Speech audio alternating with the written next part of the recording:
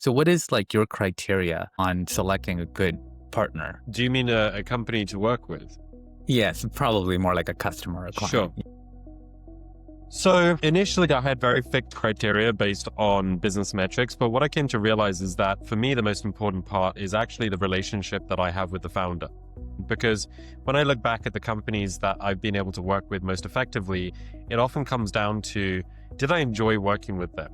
And I think even before you think about the commercials and the monetization, you've got to think about why are you doing what you do?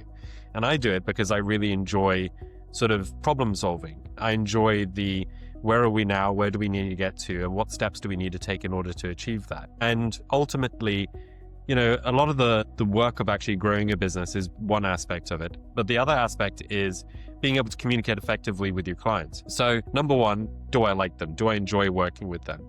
And right now, I'm very fortunate to have really good relationships with my clients. I look forward to working with them. I look forward to doing good work with them.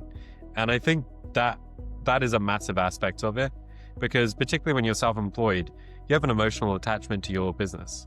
Now, that can be beneficial in terms of, hey, I'm doing well, this gives me a great sense of satisfaction. But also on the other side, if things aren't going well, it's difficult because you can't really switch off, or at least I still struggle to switch off.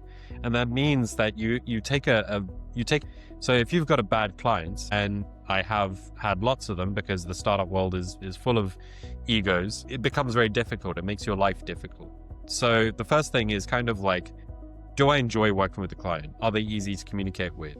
Do they learn? Are they willing to hear advice? And I think that's quite difficult because particularly early stage companies, their business is their baby. And I completely understand that.